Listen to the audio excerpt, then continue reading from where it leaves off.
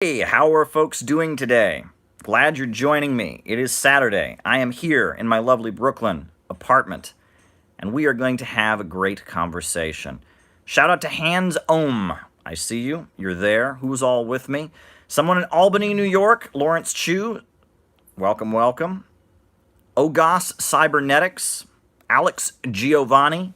MRRED. Cornelius Fabian. Kinky. Shonen Ronan. Maupin Time, Adam Jensen, Nathaniel Adams, Space Communist, Filthy Commie, The Deaf Mute, Verathius, Lincolnite Yankee, greetings from North Carolina, says Lincolnite Yankee. Etatist says ahoy. Ahoy to you as well. We are having a great time here. Rising Tide, Orga Mecca, who all is with us today. Wow. So much that we can talk about. So much on my mind. Now I have to do what I do. Devin Spawn says, hi, Caleb. Jerry Young says, is this just starting? Yes, it is. We're just getting rolling here. Wow, folks. So I'm going to crack open that unnamed can of diet beverage. Start pouring it. We have plenty on the agenda for today. Now is the time. Shout out to Heidi Edelweiss. Shout out to Tim. Shout out to Nunless. Now is the time, if you haven't done it already, to tweet this out, to share it on Facebook, to make this a bigger conversation, because the more of you there are, the more the merrier. The more this community grows, the more we get important things done. Glad you're all joining me today. Really, you don't know how happy I am to see you all.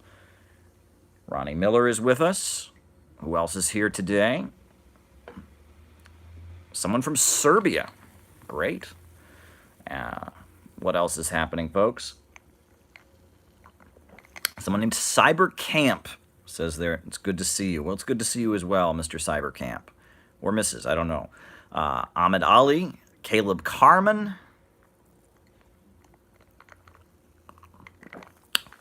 Levon from Belgium, Katie from Luxembourg. Shout out to Katie. MMRED is in California. Jesse is in Denmark.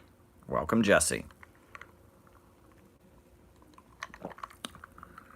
So much we can talk about today. So, folks, we just had a great class here in New York City. I did a class on Thursday evening called What is Scientific Socialism? And I got to meet some of the members of this community in person. I got to meet a guy who's part of the Shonen Ronin activities. That was pretty cool. I got to meet Stanley Stanlin. That was really neat. I got to see a guy named Brian, who I'd met in Long Island when I went out to an event out there. Who else did I see? I met an interesting architect from Puerto Rico who is working on some very interesting alternative energy projects. Yes, good friends Kiki and Nick. They were there, and it was a great interaction. And the video will be up shortly. I'm doing that thing where I edit it and put a whole bunch of graphics in and make it digestible. But we went for almost 3 hours, folks. I mean, this class that we did. We started out, I talked about what's wrong with capitalism, where capitalism came from. The next part, I talked about what socialism is. I went over the history of socialism that's being obscured. The third part, I went over the history of the Marxist movement and the three internationals and the changes in the global Marxist movement since the 20th century. The end, I gave conclusions and talked about where do we go from here and what's happening. The discussion period was very exciting. We talked about One Belt, One Road initiative. We talked about militarism and military Keynesianism. We talked about Bonapartism. We talked about the economics of the crisis. We talked about the presidential election. We talked about all kinds of stuff. It was a great class. It was a tremendous class. So I'll be editing it later tonight, and it'll be on the channel. I'll try to get it done as fast as I can, because I know you're all anxious to see it. But it was really great. I mean, it was a really good get-together. Next week, good friend of mine, Wen Hong Yu, is teaching a class, same place, same location, same night, Thursday night, and he's teaching a class on Introduction to Socialism with Chinese Characteristics. And Wen Hong Yu, he participated in the class, gave some great insights. It's going to be a great evening, folks. We are building a really special community here. Really. I mean, you don't know how exciting what we're doing here is, right? The fact that, on a weeknight, you could get a group of people in Manhattan to come together, and go for 3 hours and have such a broad-ranging discussion. People of different backgrounds. People came in from different parts of the state. Different states people came in for this class. I'm not kidding you. There were people who came from other states. There were people who came from upstate New York, from Long Island. It was amazing. It was just a great breakthrough, and I had a great time, and I'm hoping that our next class, shout out to JT24, shout out to Pasta Bazooka, shout out to Fruit Beef, we're having a great time. And what we're doing here, this community that we're building around these ideas, this conversation about socialism that doesn't follow the tropes of the mainstream left and certainly is not right-wing, but is bold and asking questions that are forbidden in certain circles and making breakthroughs. Shout out to Xavier from North Dakota. Yes, we are doing some really, really exciting stuff here. And, I mean, that meetup we had, it was great. It was great. I mean, and you'll be seeing it later. And we're doing a whole series. I'm going to do some classes later this fall. Some friends of mine are giving classes. We are going to engage about socialism. We are going to keep this conversation going because there is so much, so much. Deaf Mute is in the Philippines. So much to discuss. So much happening in our world. Wow. Wow. I mean, these are times that are very, very exciting. Stanley Stanlin is with us. Caleb Carmen is with us. Ivan Moss is with us. Wow, so much for us to discuss. And it was a great, great class. So you're going to love it. Once it's up on the YouTube channel, you are going to love this class. I'm adding graphics to make it exciting and all of that, so it's not just me standing there talking the whole time. Not that you wouldn't watch that, because you're watching it right now, but we're editing it. And the people, the engaging, the comments that, we got all of it. It's going to be a great video. You'll love it. You'll love it. And this week, Wen Hong Yu is going to give his presentation. We're going to have another class after that, and another class after that, and we're just going to keep going. Shout out to Telsano Durante. Right? We are engaging in education about socialism. And we are pointing to facts that are ignored. We are pointing to the truths that shall not be named, that society and the ruling class don't want, that the mainstream left doesn't want people to hear. We are breaking boundaries. We are having the conversations that no one else dares have. Wow. Exciting stuff. So folks, what's on your mind?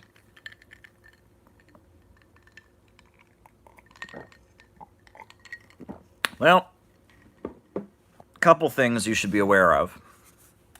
Number one,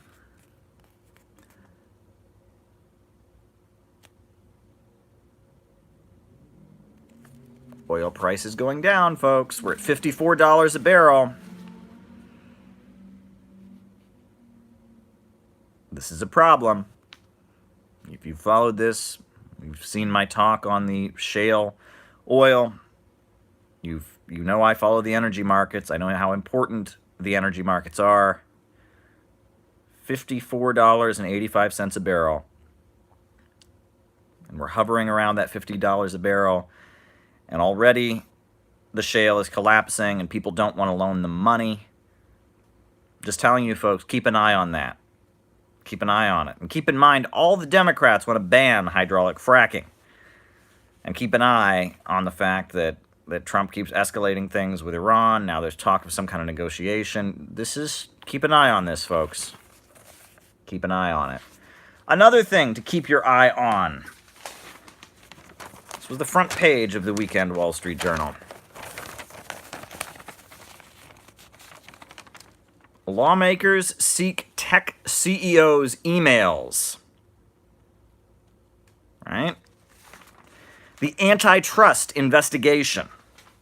The antitrust investigation into Silicon Valley, into Facebook, into Twitter, into Amazon.com and Jeff Bezos is very, very real.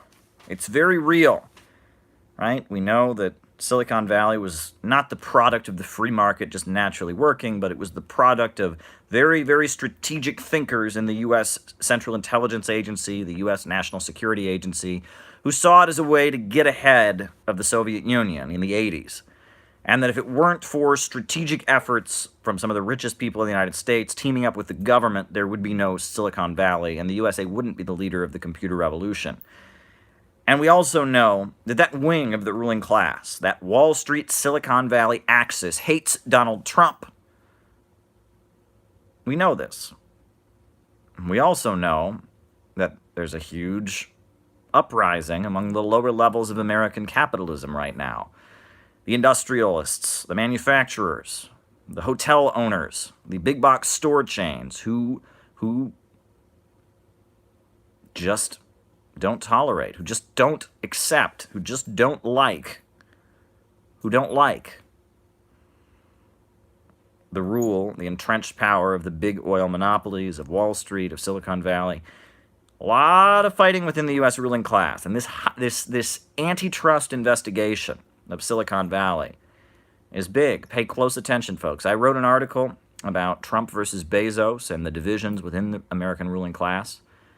I've gone over that, the military-industrial complex versus the intelligence agencies, the allies of Saudi Arabia versus the allies of the Muslim Brotherhood, the rich versus the ultra-rich. Folks, it's happening. This is very, very real. So pay close attention.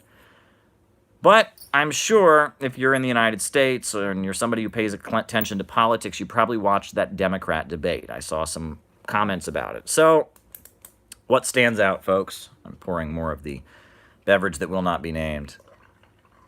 What stands out about that Democrat debate? Well, the big thing that we saw during the opening statements, it gets to Andrew Yang, and he announces that he's going to give $1,000 a year to 10 American families for the next year, that he's going to do this. And if you think you deserve that, you should sign up on his website and make the case so that he can select you to be one of the families that he gives $1,000 a year to. Yeah. So he makes this announcement. I'm going to give $1,000 a month to 10 American families. And he just announces this. And it's almost like a raffle. Like, go to my website right now, and, if you sign up, you can, it was, And so then the debate moderator goes on to Pete Buttigieg. But it's like there's just this awkward, pause. You watch it.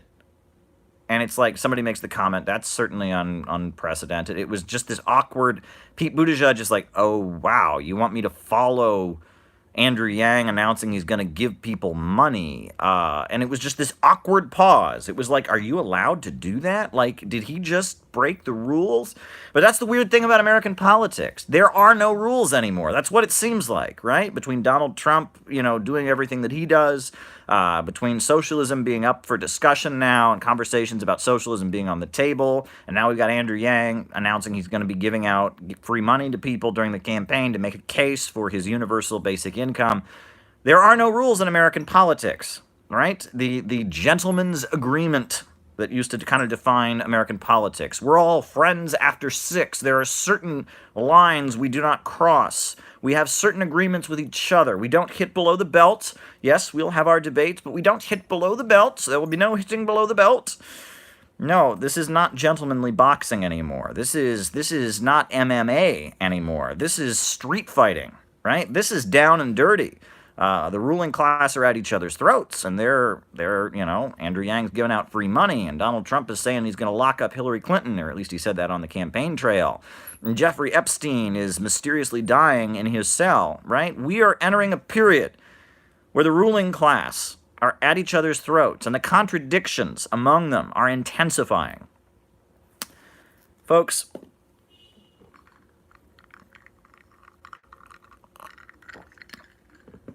there's a composer. He was one of the, the alternative composers, the experimental composers of the 1960s and 70s. His name was Cornelius Cardew, and he was quite famous. He was part of the Stockhausen school of experimental music composers, and he became a communist. I believe he became a Maoist and eventually a follower of Enver Hoxha in Albania. And so after he wrote his manifesto denouncing experimental music, saying Stockhausen serves imperialism, he came out with a series of musical pieces that were designed to promote Marxism. And I listened to them ironically, because it's like it's musical, it's choral music, and it's kind of silly, right? I mean, it's like the lyrics are all kind of manifestos, manifestos written to music explaining key Marxist-Leninist principles. I listen to it kind of ironically. But, he's laying out, with his lyrics, key Marxist principles. And one of his songs, I believe it's called Lords of Labor, he says, the capitalists fight with one another to corner the market and divide up the world. And he's saying, the lyrics basically are, the capitalists fight with one another to corner the market and divide up the world. Their quest for maximum profits is the cause of war. Their greed leads us into a crisis, which they try to resolve with a more fascist state. Right? And what that's pointing to is when there's a capitalist crisis, the contradictions among the ruling class intensify. And you get Bonapartist tendencies that seek to violently suppress other sections of the capitalist class. This is basic Marxism. This is Karl Marx's pamphlet, The Eighth Brumaire of Louis Napoleon, or Louis Bonaparte. Very important piece of writing. Now, Cornelius Cardew is doing it in this kind of wacky, his music, certainly not going to win any award for best lyrics ever. It's almost like he's reciting Marxist manifestos. And I listen to it kind of ironically, but what he's laying out there is something that has always been understood, is that when the rate of profit drops, when the crisis of capitalism expands, when wages are dropping, when people aren't buying the products, all the stuff that Karl Marx wrote an entire book called Capital explaining, which is just the natural progression of a system based on production for profit. When all these things happen, the ruling class fight among themselves. And as we're seeing now, it's no longer, sure, there's always disagreements among the ruling class. There's always contention. But now we're seeing a level of contention that we haven't seen before, and we're seeing the gloves coming off. We're not seeing a staged fight for prime time. We're not seeing just a Twitter war between two people who both want to promote their careers. We're seeing an intense division among the U.S. ruling class. This Russiagate stuff that they relentlessly continue to throw at Trump, no matter how much it's been debunked. I mean, we're entering a period of divisions within the U.S. ruling class. Joe Biden. Now, everyone's talking about how Joe Biden came across as kind of senile during the debate, right? Everyone's making fun of the fact that he referenced record players. And it's like, a what? A what? A record player? Like, what is he talking about, right? But what I think is interesting, though, is that there were moments in the debate where Joe Biden, it was kind of like not only was he coming across as old, he certainly did come across as old, as a little bit senile, a little bit forgetful, but Joe Biden also seemed to point out that he was a little more mature than the rest of the folks in the crowd. When they asked him about Afghanistan, the answer he gave was not the answer that someone on the campaign trail would give. It was the answer of somebody who actually kind of knew what was going on in the country. You listen to him start to talk about why the country's not coming together, and he actually starts to go into some level of depth, like he actually knows what's going on there. And that's making me wonder if Joe Biden even really wants to be president. There was all this pressure on him to run in 2016. He wouldn't do it. There's all this pressure on him to run now. He is doing it, but he doesn't look happy. He doesn't look energetic. He doesn't look full of energy, and he's giving weird, senile answers. He had his famous slip-up, white kids are rich, or poor kids are just as smart as white kids. Or that's offensive, and on top of that, but now, if you watched him last debate, if you watched the Thursday night debate, Joe Biden seems to be knowing too much. It's like he doesn't want to be president because he's been vice president, and he's looked at it not through the lens of how to perform on television. He's looked at things from the lens of somebody who, might actually, be in office, and he kind of doesn't want the job. He knows a little bit too much. Now, of course, right, we all know about those creepy videos of Joe Biden and the little kids and whatever. He's a creepy guy, and I'm certainly not endorsing him. But what I'm just saying, all I'm saying is there's an element there. There's an element of almost like he's old, he's tired, he's kind of been close to the job. He was the vice president. He's been close to the job of president, and he knows too much. He can't do the whole song and dance, right? He can't go out there and do what Kamala Harris did throughout the debate and put on a show, right? And scream and yell and look tough and look, you can't do the Obama 2008 thing. He can't go out there and chant, "Yes, we can," because he knows the job is not sexy. He knows the job is ugly, right? There's that whole thing about sausage, right? The more you enjoy sausage, the less you know about how it's made. And I believe that Joe Biden now knows how sausage is made, and he kind of doesn't want the job of being president. That's what I suspect, right? It's like there's that image of Trump when he was at the White House with Obama before he took office, and Trump is kind of like, all throughout the campaign trail, Trump was pumped up. And then when he's sitting in the chair with Obama and they're having their press conference about transition in the Oval Office, Trump is like, it's kind of like, I feel like Obama sat him down and told him some of what he would have to do as president. And Trump was thinking, what? I thought it was a reality show. What? I'm going to have to be responsible for killing people with drones. I'm going to have all these very powerful intel agencies threatening me all the time, perhaps. I mean, who knows? I'm going to have all these very, very powerful voices. I'm going to be trying to navigate a big, wide, diverse group of interests among rich and powerful people, all wanting me to do what they want. And yeah. I'm just telling you, folks, this is an interesting period we're in. And that's what I feel like I saw in Joe Biden. I saw this reluctance to do a job that isn't as sexy and appealing as candidates who've never done it or never been close to it actually think it is, right? And that we're in this bizarre political time where the ruling class is very divided, where the stakes are rising internationally and domestically, and managing the affairs of the American capitalist ruling class is not an easy job, right? We remember George W. Bush used to always go on vacation. We must do everything we can to stop these evil terrorist killers. Now watch this drive. Different time we're living in, folks, different time. A lot has changed since that time. And 9/11, 18th anniversary was this week. I am going to talk about that. We'll get to that, don't worry. But now is the time, if you haven't subscribed, now is the time to subscribe. Hit the subscribe button. Please hit the subscribe button. And if you are subscribed, click on the bell. Click on the bell so that you get notifications. Because again, we wouldn't want to leave you out. We're having a great time. I've met some of you in person. We're having a great time here. And I think that, we want as many people to be part of what we're doing here as possible.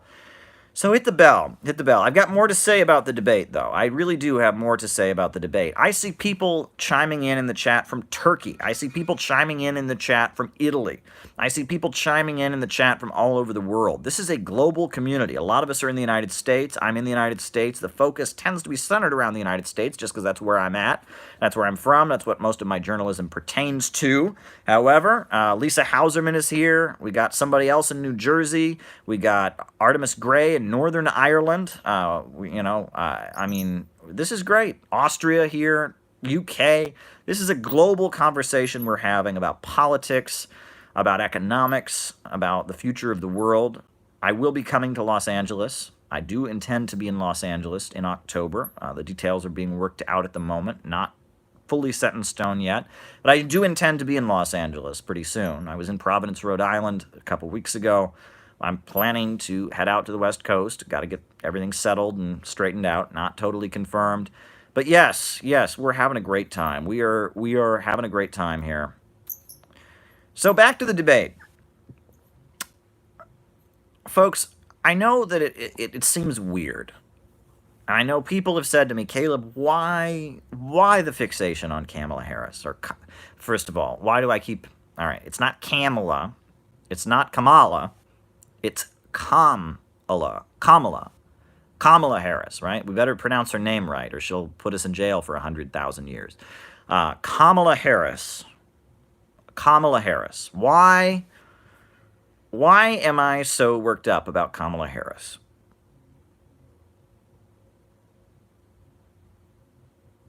Why? Why am I so worked up about Kamala Harris?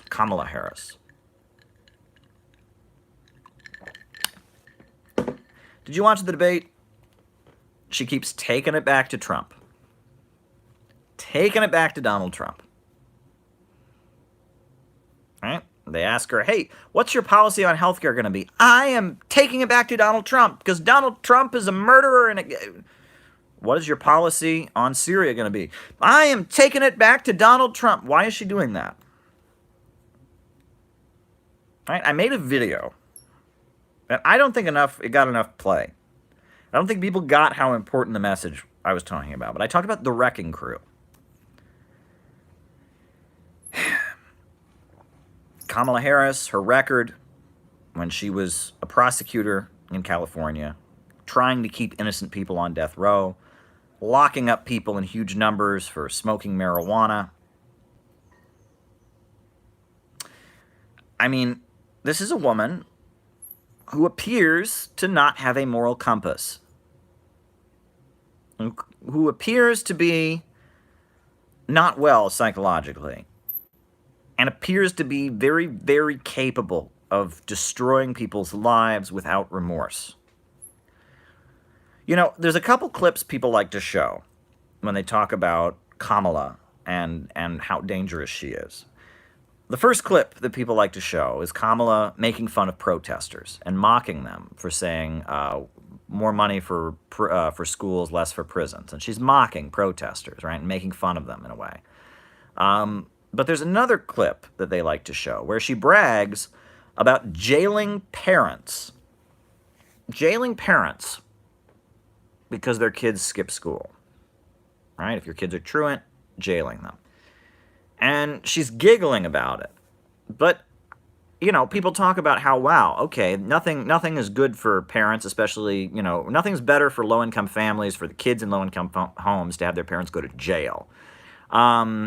You know, and how, like, the fact that she thinks this is funny, the fact that she did this, that she locked up, you know, the parents of children who skip school, you know, how not right this is. That's what most people look at it. But I want you to look at the clip a little bit more. Look at the clip a little bit more. Because there's a lot more to it, I think, than meets the eye.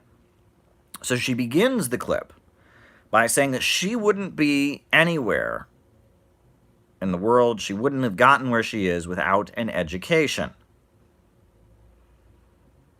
That's how she begins. She makes it personal. I wouldn't be where I am, she says, if it weren't for an education. So then you'll notice she starts to giggle a little bit, as she then says, and so we started locking up parents whose kids were truant.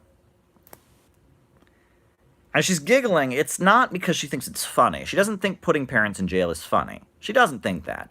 It's a nervous laugh.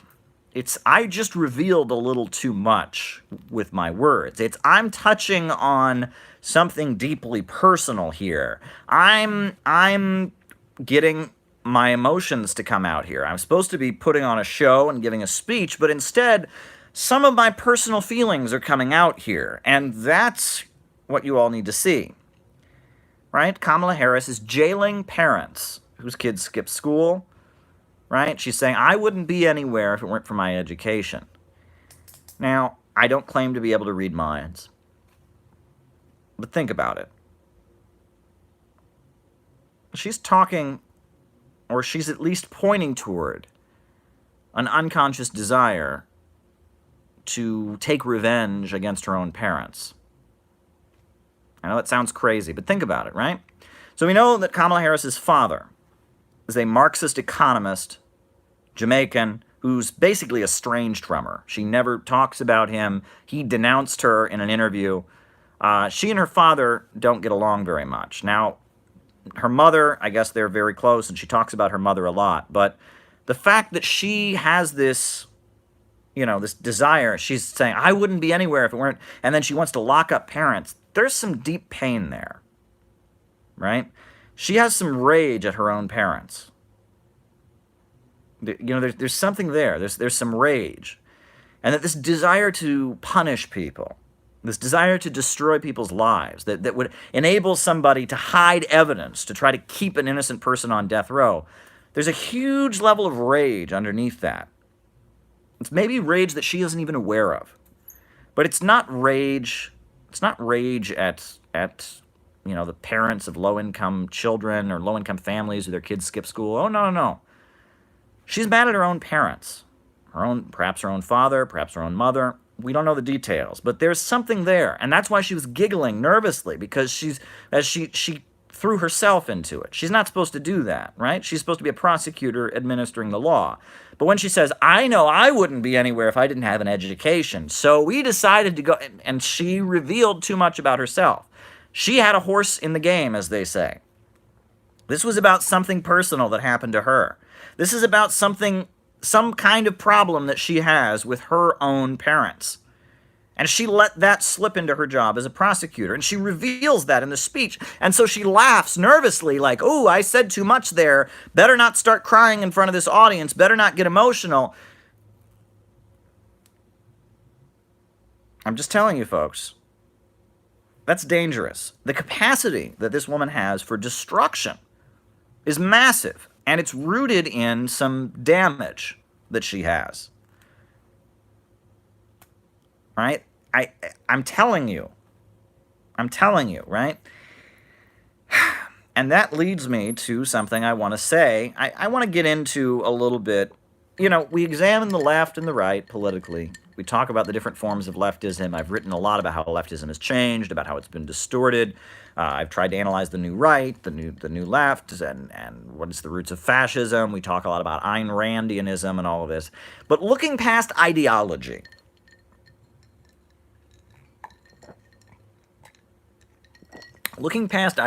folks, I want to talk about the psychology of the left and the right. And I want to back up, first of all. First of all, most people in the United States at this time, most people in the world, don't think about politics that much. They don't. Most people in the world, hey, you know, I live in a town where everyone's a Republican. Everyone at work is a Republican. My kids go to school. The teachers are Republicans. Maybe I attend a church. Everyone seems to be Republican there. You know, everyone seems to have Republican ideas, so I'm a Republican. Whatever. I'm in a town or in a city that's Democrats. Most of the people at work are Democrats. Most of the people, you know, that my social circle, they're Democrats. You know, at the university, I have Democrat professors, so I vote for the Democrats. Most people are thinking about, you know, what they're going to do on Saturday night, who they're going to hang out with. Most people are thinking about their own career and their own job. They're thinking about what their kids are going to do when they grow up. They're thinking about how much, you know, they can get a better job that pays more money. They're not thinking about ideology. They're not thinking about capitalism or socialism. They're not thinking about things with much depth. And if they're in a town, in an area where most people are Democrats, they tend to vote for Democrats. If they're in an area where people tend to be Republicans, they tend to be Republicans. And that's about it. And they're not thinking about politics with extreme amount of depth. So when I get into this psychology, I'm referring to those who do think about politics with a certain level of depth, which the numbers are growing. More people are thinking about politics with much more depth than they once did, but it's still a low percentage of the U.S. population. So among those who actually think about politics, and I'm not talking specific ideologies, you have two kind of mindsets that kind of define the left and the right in the United States. So on the right, we'll start with the right because I'm known to be a leftist, and, you know, I consider the right-wing viewpoint a little bit easier to critique. So on the right, you've got this belief that people that are powerful and people that are successful are good, right? That wealthy people are good and they're wealthy. And you've got people on the right who desire to become wealthy. And they see people that are wealthy and they want to be like them. And they want to sympathize with them because they're wealthy. They themselves want to be wealthy. They see people in positions of authority that have been successful. They themselves want to be successful. So they sympathize with people they perceive as strong. And they don't want to be low income. They don't want to be, perceived or accused of a crime. They don't want to be in a situation of powerlessness. So they sympathize with people they perceive to be strong, and they have a revulsion and fear and almost a hatred of people they perceive to be weak. Low-income people, they don't want to sympathize with them because if they do, then they might become like them, right? People that are, locked in jail, they don't want to sympathize with them Because if they start to sympathize with them, then they might become like them. They tend to admire people that are strong or in good positions and tend to have hostility toward people that are not. And it's based on their desire to be rich, their desire to be successful. If I'm going to be and I'm going to be successful, if I'm going to be a strong person, if I'm going to be in a good position, I need to sympathize and be like those in strong positions. And I definitely can't sympathize and can't have anything to do with these people in bad positions. These poor people, they're just lazy. It's their fault they're poor, and I'm gonna either not think about them, try not to think about them, or if I do think about them, I'm gonna hate them and blame them for their situation because I don't want to be like them. It's a worship of strength and a hatred of weakness. Right? And obviously, that leads to a lack of compassion. They accuse the left of being bleeding hearts, right? They blame, personal responsibility. Look at these powerful people, they're all personal and responsible. Whereas these people that are weak, they're in a weak position. Well, they're not taking responsibility. They're to blame for their own conditions. That's the right-wing mindset. And of course, I'm generalizing, but I'm talking, in a broad sense, that's what you find on the right. Now, on the left, you find the opposite. You find this absolute sympathy for anyone in a position of weakness, right? They see people that are low income, and they say, wow, I am on their side. They see people that face discrimination. They say, wow, I'm on their side. They see sexual minorities, and they say, wow, I'm on their side. And they have this attraction to anything perceived as weak. And then anything perceived as strong, they have kind of a rage against, right? All these people that are successful, they're oppressive, and they're entitled, and they're privileged, how dare they? And they have this rage at anything perceived as strong, and like an attraction to anything perceived as weak. It's the opposite of the right wing, right? Where the right wing is attracted to anyone with any position of power, and wants to have complete revulsion for anyone in a position of weakness. The left wing, in this weird way, has this this attraction to anything or anyone perceived as weak, and this revulsion, fear, and hatred of anything perceived as powerful. That's generally the mindsets you find. And of course, I'm being broad. And both of them, I would argue, are not healthy. Because we need to correct the injustices that exist in the world. The people that are low income, the people that are suffering, the people that are hurting more and more, they need to be helped. So if you hate them, like the right does, if you blame them, if you hate sympathy, that's not going to get us anywhere. But at the same time, in order, and this is the trick, in order to get things done to help people that are in positions of weakness, in order to do that, you're going to need people with strength. And my critique of the left is that there is this, if anyone gets into a position of strength, it's tear them down, burn it. There's this belief that weakness is good.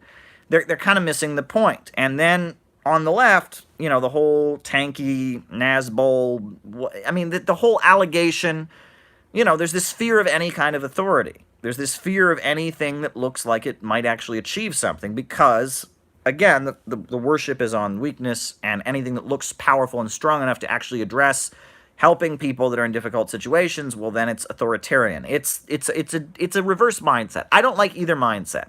I try to be as clear-headed as I can. And I think that people need to look into what motivates them, right? And I think that we both, on some level, we both have the capacity for both mindsets, right? There are parts of us that worship strength. There are parts of us that worship weakness. You shouldn't worship either. You should be thinking with a clear head about what will make the world a better place. And as somebody who believes in socialism, I try to think clear-headedly. I recognize we're going to need power and authority and people in strong positions to get us to socialism. I also recognize the point of socialism is getting people out of bad situations.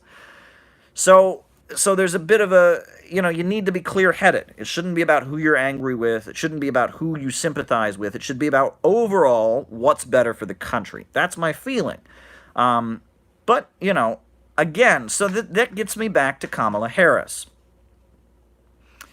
So Kamala Harris, who's locking, her career, she fits a certain profile, right? In that video where I critiqued Kamala Harris, I talked about Samantha Power, the UN ambassador under Barack Obama. Samantha Power was the main champion of the destruction of Libya. Millions of lives destroyed. A country with the highest life expectancy on the entire African continent, bombed and destroyed and blown to bits. Right? Samantha Power working in the Hillary Clinton State Department, eventually becoming, the UN ambassador under Obama. Right? You look at Samantha Power's life. She was the genocide chick. That's how she described herself. The genocide chick. The genocide chick. And, she started writing about Yugoslavia. She was kind of a journalist, and it was exposing crimes, people that were in situations of being oppressed, and convincing people that it was time to carry out humanitarian military intervention, right? She made the case for U.S. war. I've said, she's a warmonger in the literal sense of the term. A fishmonger sells fish. Samantha Power sells war. She was a war salesperson. But it's a little more complicated than that. Samantha Power boasts about how she used to stare into the mirror for hours. She's from Ireland. She would stare into the mirror for hours, practicing speaking with an American accent, hoping to lose her brogue. And it's this narcissism, but this, and then the fixation on genocide. And again, the capacity to destroy an entire country on the African continent, to, come close to destroying Syria, an entire country in the Middle East. This ability to destroy, this desire to get into a position of power so you can destroy. This is a certain mindset that has been cultivated.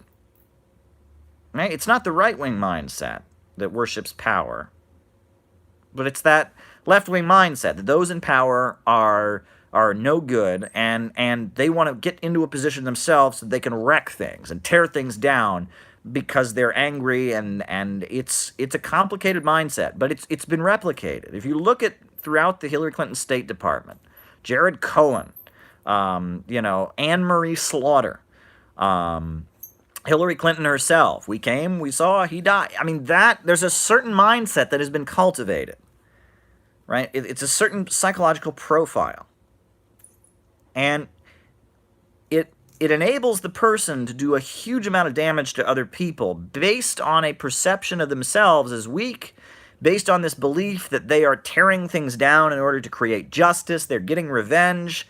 It's a certain psychological mindset that has been cultivated not by the far left. It's not the far left mindset. Bernie Sanders doesn't think this way, right? Tulsi Gabbard certainly doesn't think this way. It's the centrist State Department regime change liberals have cultivated this particular mindset. It's a narcissistic mindset. It's a I am going to be a savior mindset, but it's almost like an action movie mindset. It's like The Matrix. Have you ever seen The Matrix, right? So The Matrix, we learn all, but how does The Matrix end? He ends up, walking into this building, this big, huge shootout with the bullets going everywhere, and it's like the world is unfair. The world is unfair, so I'm going to get myself into a position where I can blow it up, right? Like, that's kind of the mindset these people have.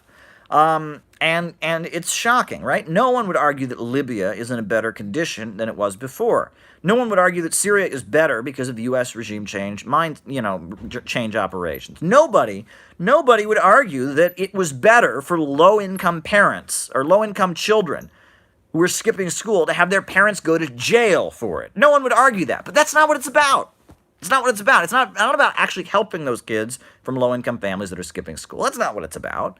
It's about making those parents pay for being bad parents and letting their kids skip school. And I'm in a position of power. I'm going to take revenge. It's not about actually helping the people in Libya. It's about Gaddafi's a dictator, and it's this desire to sow destruction and chaos. It's this rage at anyone in a position of strength. It's a bizarre warping of the left-wing mindset, right? Nobody would argue Libya is any better off. No one would argue that the Syrians are better off. But it's not about that. It's not about that, right? It's about unleashing this inner rage these people have that is about something bigger. It's about something personal. But these people have been manipulated. It's a certain mindset. I mean, you've met people like this in your life. I'm sure you've met people like this. Men, women, people you've encountered in your life who just are carrying around, they're carrying around a powder keg of rage, and they go through life, but they don't really know who they're mad at. They're mad about something big. And instead they get mad over little things. Instead they find, little things to throw their rage at. It's a certain mindset. And for whatever reason, the Council on Foreign Relations, the Ford Foundation, this axis. I describe it in this book I wrote, Oil and the Global Capitalist Crisis.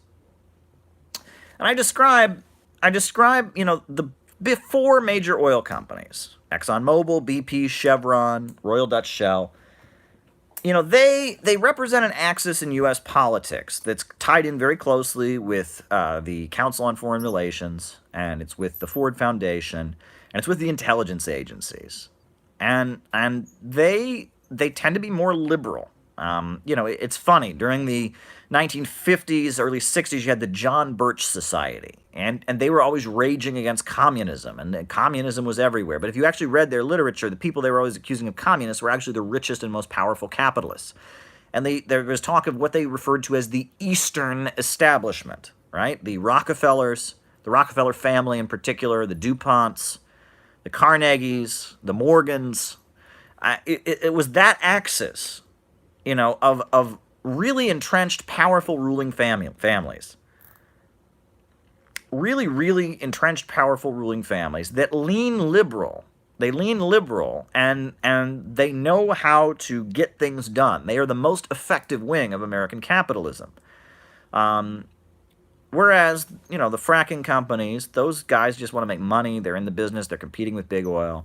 And you'll notice, I talked about it. Almost every major Democratic candidate wants to outlaw the practice of hydraulic fracking. Why? Because the fracking companies are all competing with the big four super major oil companies who lean liberal.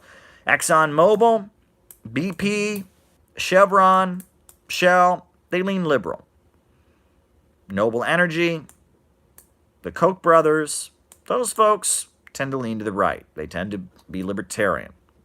And that divide between the ultra-rich, the entrenched ruling families, and the lower levels of American capital, people like Betsy DeVos, it's an intense divide. And you look at the origins of Silicon Valley and how Silicon Valley was not the result of guys sitting in their garages tampering with computers. Definitely not the result of guys sitting in their garages tampering with computers, but the result of huge efforts by the intelligence community and strategic thinkers to try and get the USA into the lead of the computer revolution, take advantage of the Soviet Union's weakness. You look at all of this, Silicon Valley, Jeff Bezos, ExxonMobil, Council on Foreign Relations, this Eastern establishment wing of American capital. Right? They don't like Trump, and they're trying to assert their power. And for whatever reason, they found Kamala Harris, and they found Samantha Power, and they found Hillary Clinton. And they see them as very useful in their ability to foment destruction. And what's weird is, Barack Obama, I didn't vote for him, not a fan of him. Presidency was caused huge problems. But to his credit, I will say one good thing about Barack Obama. He's been interviewed, and they have asked him about what was the best moment in his presidency. And he told the Atlantic Monthly, I believe, the best moment of his presidency was in 2013. In 2013, when he was on the brink of bombing Syria. And he didn't do it. And they had that deal where the Syrian government turned its chemical weapons over to be destroyed. Syria joined the OPCW, and he didn't bomb Syria. But who was pushing Obama to bomb Syria? Samantha Power was. Hillary Clinton was.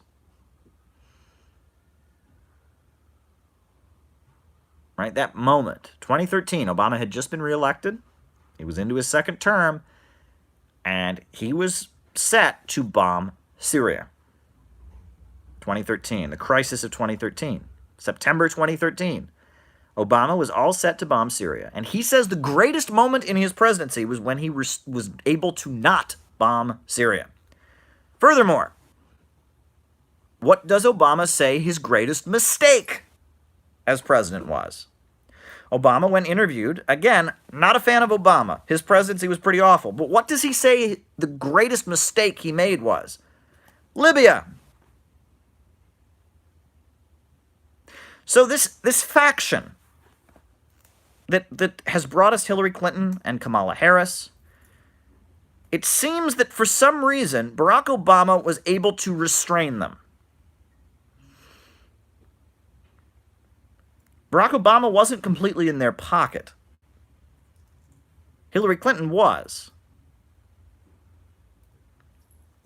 And for whatever reason, this faction that has created the wrecking crew has almost this psychological profile of a person they want to get in office, an angry, destructive narcissist.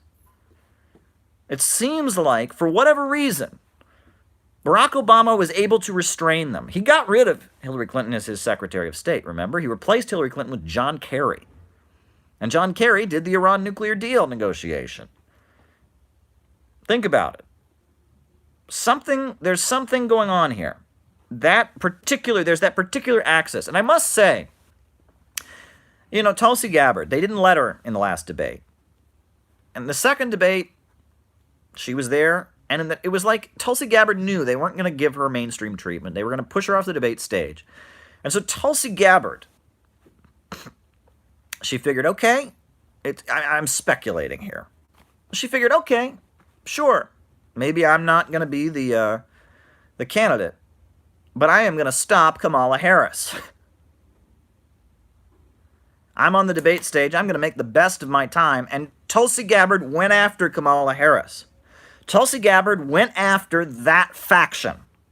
Tulsi Gabbard knew who her greatest opponent was. Tulsi Gabbard's running on a platform of we need to negotiate, we need to stop supporting Al-Qaeda, we need to get along with the world. And she knew the candidate that was most hostile to Tulsi Gabbard's viewpoint. She knew that the candidate that was the most hostile to her viewpoint was Kamala Harris. And she took aim and she attacked Kamala Harris over keeping innocent people on death row, over laughing about destroying people's lives over marijuana, something that she admits she did herself. Right? And Tulsi Gabbard, if you listen to Tulsi Gabbard's U.S. military. Tulsi Gabbard's a supporter of Israel. But Tulsi Gabbard probably most likely represents factions within the U.S. structure that are like, why are we supporting Al-Qaeda? Why are we engaging in regime change wars that lead to the USA becoming less safe? Why are we targeting anti-imperialist governments, not terrorists, right? Tulsi Gabbard is running on this platform of having common sense about U.S. foreign policy. And Tulsi Gabbard seems to know that wrecking crew, those forces that were behind Libya, were behind Syria, those forces have rallied around Kamala Harris. And so she figured, hey, I'm not going to be the candidate. They banned her from the next debate. Basically, they played games with the math so that she couldn't be on the stage. They didn't recognize the polls where she's doing well. And so Tulsi Gabbard wasn't in the third debate. But at the second debate, they said, okay, I might not be able to win, but I'm going to take out the most dangerous candidate, Kamala Harris. And so she took aim at Kamala Harris. Shots fired. I mean, it was big. Tulsi Gabbard, she went after Kamala Harris in that debate. And it was big. And she went after her over things that are undisputable. And Kamala Harris had no response. And they even tried to give Kamala Harris a chance to respond, right? She sat down afterwards. She sat down with Anderson Cooper. Anderson Cooper's given her so she said all of that about you. Tell us how she's wrong, Kamala. And Kamala says, well, Tulsi Gabbard supports Assad. Yeah, really, that's all she had. That is all she had. I mean, and it was like, Kamala, she just accused you of trying to, have an innocent man executed. She just accused you of being quite a dishonest, lying person. So, what do you got? Tell us why that's wrong. Well, she supports Assad. It's like, and that's a classic logical fallacy, right? Right? Tulsi Gabbard could be Adolf Hitler. But if what she's saying is true, is the contention of the debate, it doesn't matter. Bad people, people that are not credible, sometimes say credible things. People that are bad sometimes say true things. That's not even an argument, right? We can argue about Syria all you want, but just saying Tulsi Gabbard supports Assad does not change her record in California in any way. That's a logical fallacy, but that's all she had. Kamala Harris was just kind of like, she basically admits that everything Tulsi Gabbard said was true.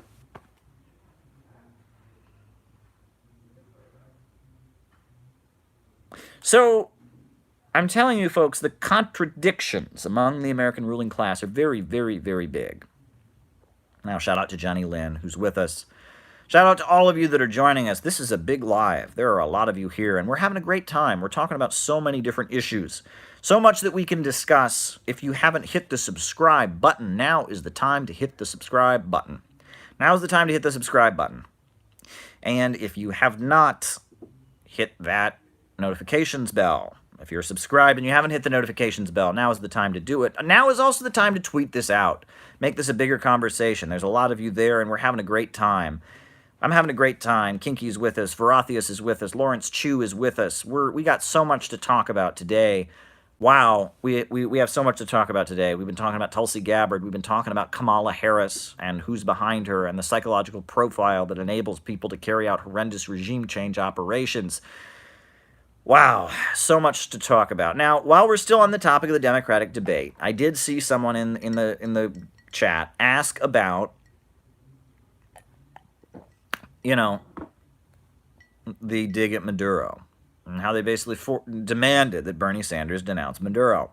And he did. He's Bernie Sanders. Again, I don't agree with Bernie on a lot of foreign policy. I don't endorse any candidate here. I've retweeted Bernie before, but on foreign policy, you all know I don't agree with him. Tulsi Gabbard, I've retweeted her before. Again, many things about her I don't agree with, but when she makes a good tweet, I'll retweet it. Andrew Yang, a lot of things about him I disagree with. The debate, he was talking up charter schools. I'm very opposed to charter schools. I don't endorse any candidate here. I don't do that. I wouldn't be able to talk about these elections with any integrity if I was shilling for one candidate. So let's be clear. I'm not endorsing any candidate. But Bernie Sanders, yes, they demanded that he, denounce Maduro. And it was quite amusing. I mean, they Jorge Ramos asked the question, isn't it true that he brought up some UN report that Maduro has disappeared thousands of people or something. And Bernie went right along with it, but he didn't use the word dictator, right? I mean, he said that he's a tyrant, but he didn't use the right words, and so there's all this, oh my gosh, he didn't denounce him. It's classic. It shows that if you're going to be commander-in-chief of the United States, you better, toe the foreign policy line, and that's that. It's pretty ridiculous, but it was like they were testing him, right? People have talked about how similar it was to when Barack Obama was running for president. And they relentlessly demanded he denounce Louis Farrakhan. And it was like, obviously Barack Obama doesn't agree with Farrakhan, but it was like they demanded that he denounce Louis Farrakhan. It's like this. If you are going to be the president of the United States, you had better endlessly state your loyalty to U.S. foreign policy, and that seems to be what was going on. And Tulsi Gabbard, who would not have made such statements, Tulsi Gabbard, they seem to have pushed her off the stage. Marianne Williamson, they also pushed her off the stage, and now we have a video of Marianne Williamson, hilarious video.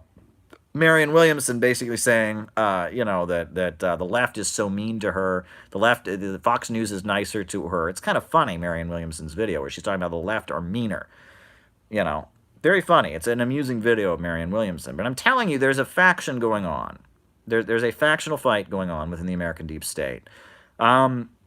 And, Bernie Sanders, he was up there and he did his thing. He got his message out. He's talking about the billionaire class. He's talking about the need for national health care, or I guess universal single-payer health care. He was out there doing his thing, but they demanded that he toe the line on Maduro and on Venezuela. And, I'm sorry, folks, and again, I just have to go here while we're at it. What they were demanding that Bernie Sanders say about Venezuela was not true. I've been to Venezuela. I was there in 2015 during the elections. I saw advertisements for the anti-Maduro opposition on television. I saw anti-Maduro protest rallies happening in broad daylight. I saw people lining up to vote wearing anti-Maduro buttons. I mean, this notion that the Venezuelan opposition are all being killed, and it's false. And in fact, the majority of the political assassinations have been pro-Maduro people who've been shot and killed. And this is just ridiculous. This notion that Venezuela is a totalitarian state, and if you don't agree with Maduro, that's just not the truth. You know, I mean, in Venezuela, yes, at this point, the violent opposition that has bombed buses and bombed schools and strung wires across intersections to behead police and doesn't have the support of anybody. I mean, the majority in the country don't support the violent opposition. There might be criticism of Maduro, but nobody supports the violent extremist opposition. I mean, these people that are out there burning stuff and killing people, that have, you know, gathered food in warehouses and burned it in the hopes of fomenting a food crisis, they don't have support on the ground. But, you know, when I was in Venezuela, you know, I mean, so the opposition often will call for boycotts of elections. And so in Venezuela, they will reward people for voting.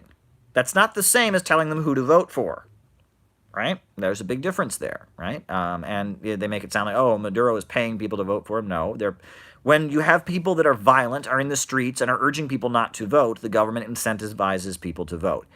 Is that necessarily right? I don't know. Not for me to say, but that's not the same as paying people to vote for you. And, you know, I mean, the Venezuelan opposition is really, I mean, they bend over backwards. They let them design the ballots, folks. I bet you didn't know that, right? That they actually, the ballot in Venezuela, and I saw this. I went to the center of the national elections, the CNE, the election center, and, like, the way the ballot is designed, the opposition, like, they let them, you know, determine where on the ballot their voting thing gets to go. Like, I mean, it's like the level of transparency there. I mean, yeah.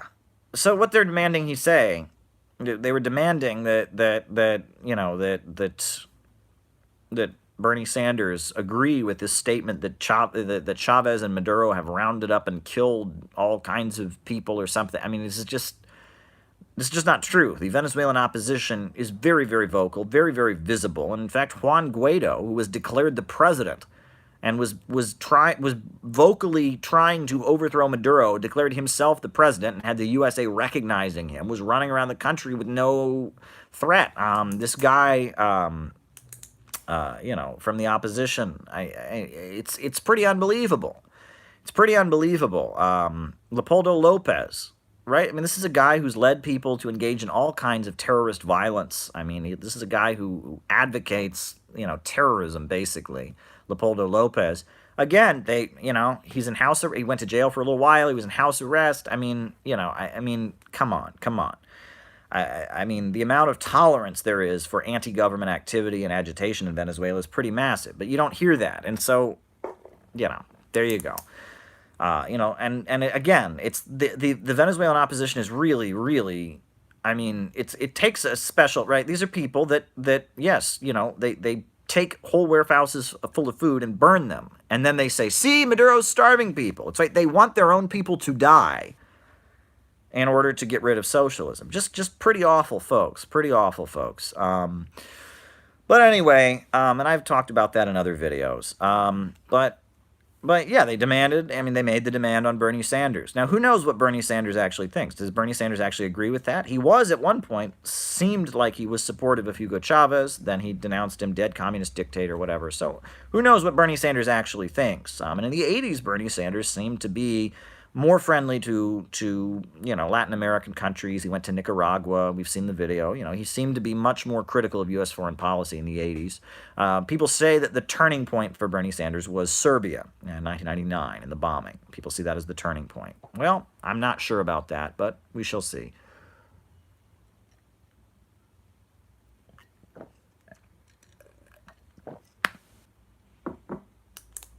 We shall see.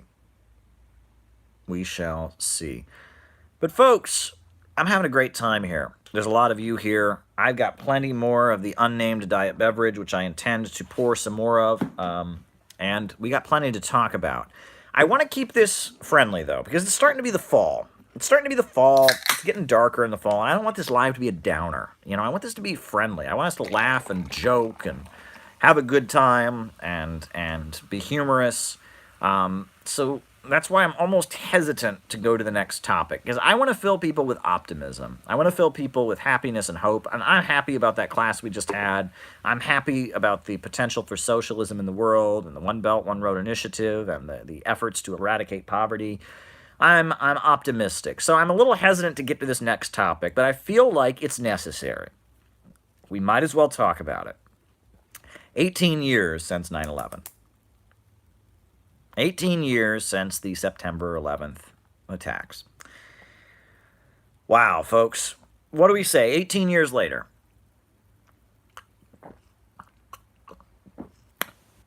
What do we say 18 years later? 9/11, 18 years later. What do we say? Well, I mean, first of all, I don't know if folks saw, but I interviewed a 9/11 survivor, William Rodriguez. I interviewed him. It's a very popular video on the YouTube channel. Interviewed William Rodriguez. William Rodriguez is currently suing Saudi Arabia, along with other 9/11 survivors. He's engaged in a lawsuit for Saudi Arabia, and he commented on the fact that it really seemed to look like, during the investigation of 9/11 that was conducted by Bob Mueller, that Bob Mueller seemed to have Saudi Arabia's back, and the FBI wasn't being allowed to really investigate Saudi Arabia, that Bob Mueller seemed to be covering for Saudi Arabia during the 9/11 investigation. I interviewed him about that, but I also, William Rodriguez, you know, I mean, he was a janitor at the North Tower. He saved a lot of people's lives with his key. I felt like it was necessary to just get his 9/11 story. And you saw it. His 9/11 story is there. It's on this YouTube channel. You can watch it. And I'm not endorsing anything he said. Just let him say it. Because, again, this is somebody who was a part of a big moment in history. This is a person who saved a lot of lives. And you also, if you watch the video, he heard explosions. I mean, I'm not going to speak for William Rodriguez. You watch it yourself. And you can't keep people happy. You can't keep people happy, right? I don't do the whole 9/11 conspiracy thing. I don't, right? I say there are things about the official story of 9/11 that make me question, that make me wonder, that don't seem officially right. I stop there. I don't do the whole, you know, I don't go down the rabbit hole of that much speculation, right? There are things about the official story of 9/11 that make me go, that's it. That's it. I don't do the whole, I don't go beyond that. I don't, because I owe my audience here more than that, right? I really do. I can't be sitting here coming up with every possible theory about who, no. There are some things about the official story I got questions about. That's it. That's it. You know, we have the 28 pages now. And this is the thing, and this is what I really wanted to say. Okay, so 9/11, 18 years ago. I want to remind people what happened after 9/11. So after 9/11, it was announced that Osama bin Laden and Al-Qaeda were responsible for 9/11. And so somebody named Muammar Gaddafi said, "Thank you, I've been fighting Al-Qaeda for years. Great. Let's join the war on terror." Seriously, look this up. Gaddafi said, the war on terror. What? Gaddafi, a secular leader, an Islamic socialist. He said, wow, Al-Qaeda attacked the United States. Al-Qaeda has been attacking me for years. And he even volunteered to torture people for the United States. He said, this is great. Finally, the USA will get off my back and start fighting Al-Qaeda for a change. This is a great moment. And the Syrian Ba'athist Arab Socialist government said the same thing. They said, wow. They said, we've been fighting Al-Qaeda and the Muslim Brotherhood for years. And finally, now the United States seems to be on our side. Thank goodness. You want us to torture people for you? We'll do it. The Libyan government, the Syrian government, the Iraqi government, the Iranian government, all of them hate Al-Qaeda. have been fighting al-Qaeda for years. Al-Qaeda consider the Iranians to be Shiite apostates. Shia apostates. ISIS, Al-Qaeda, all those Wahhabi al-Nusra forces hate Iran.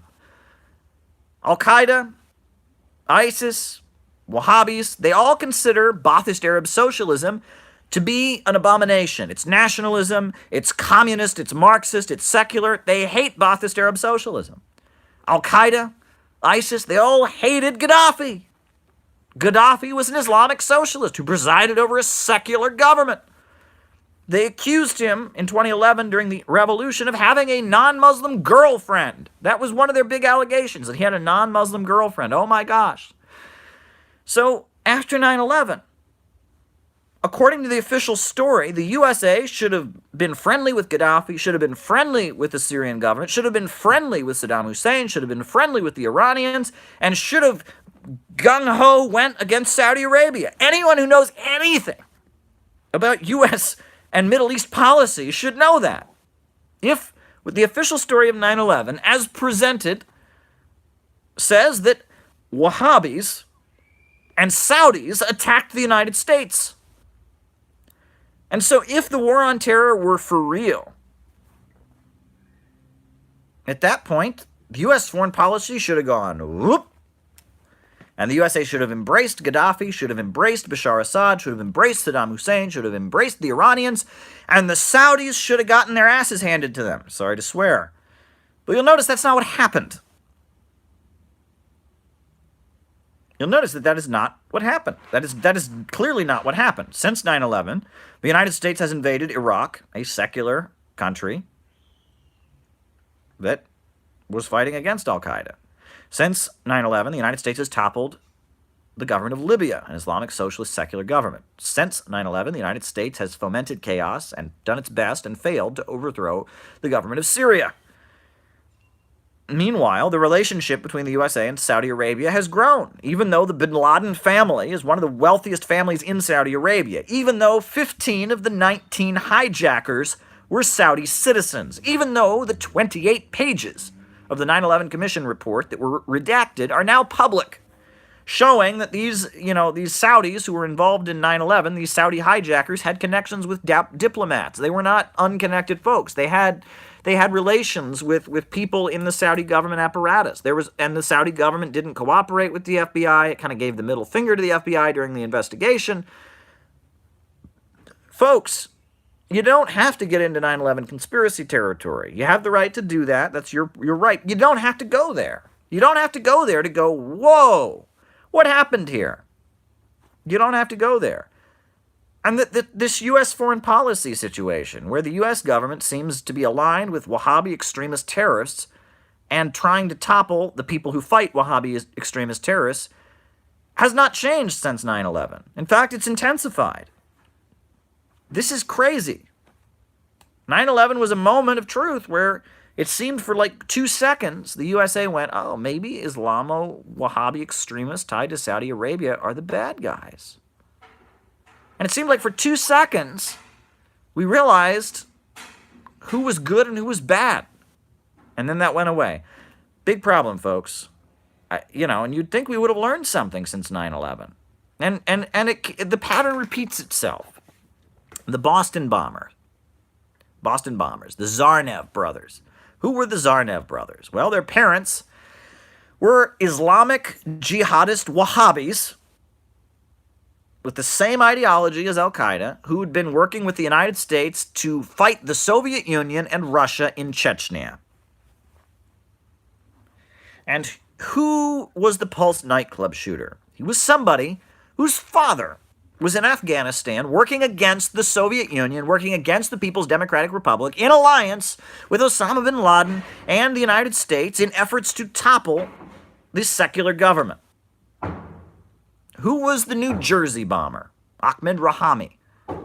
Who was he? He was somebody whose parents in Afghanistan were working with the United States to fight against the People's Democratic Republic and the secular government. How many times do we have to see this play out?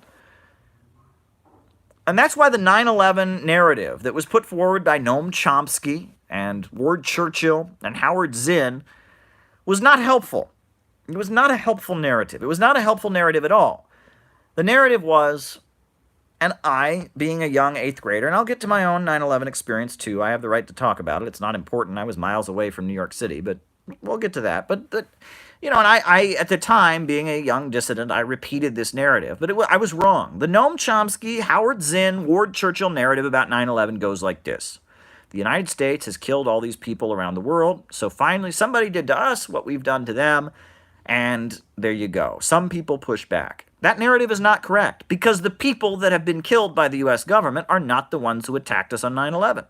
Right? The United States was not attacked by Saddam Hussein and the Iraqis on 9/11. The United States was not attacked by Cuba, that we put sanctions and blockades on. No. The United States was not attacked by Afghans who suffered, and wanted the People's Democratic Party to stay in power and saw us fund bin Laden. The United States, according to the official story, was attacked by people who've always been aligned with the United States. Right? The Wahhabi axis in the Middle East, that Saudi axis that wants to, that fights against communism, fights against nationalism, fights against Shia Muslims in the name of trying to interpret, stay true to the Wahhabi interpretations and promote the ideology of Saudi Arabia.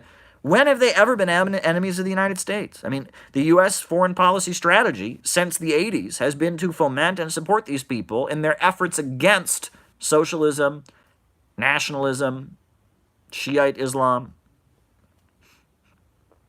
So this narrative that 9/11 is revenge for all the evil things the USA has done around the world, that narrative doesn't hold up. Because the people who carried out 9/11 were not the victims of evil things the U.S. government has done around the world. The people who carried out 9/11 were people that the U.S. government has worked with and continues to work with. Right? That axis in the Middle East, that Saudi Wahhabi axis, it's not been something the USA has tried to eliminate. It's been something the USA has fomented and promoted. So, I'm sorry. Yes, is it true that the USA has killed a lot of people around the world and that U.S. foreign policy is murderous? Absolutely. But that's not why 9/11 happened. 9/11 was not revenge by the Third World. That's not the case. And that narrative is problematic. And why is that narrative problematic? Because it makes it sound like we deserved it. The people who died in the Twin Towers didn't deserve it. Let's be real about that. The people who worked in the Twin Towers, no matter who they were, none of those people deserved to die. It was a horrendous, murderous act. It was terrorism. Innocent people were killed who had nothing to do. And the left narrative that kind of went into, well, this is just, they made it sound like almost like 9/11 was somehow justified. They almost created sympathy for the people who carried that out. So of course people rejected the left, right? No one thinks they deserve to be killed. No one thinks that what happened on 9/11 was good. So the narrative that was being promoted by the left in the aftermath of 9/11 was wrong, number one. And number two, it was like the worst PR for the American left I have ever heard.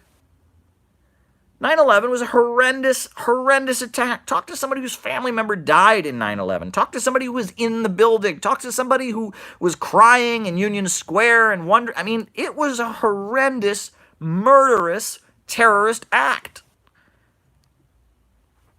And for the left to have responded to 9/11 with, well, this is just revenge for all the evil things. Oh, God. No. And I'll tell you, the government of Syria, the government of Iraq, the government of Iran, the government of Cuba, they would never do something like 9/11 because they're not evil. They're not, right? Like, how would it benefit the people of Iraq to do something horrendous like 9/11? How would it benefit the Ba'athist Arab government of Syria to do something like 9/11? I mean, this is the narrative that Noam Chomsky and Howard Zinn and Ward Churchill put out after 9/11 was dead wrong.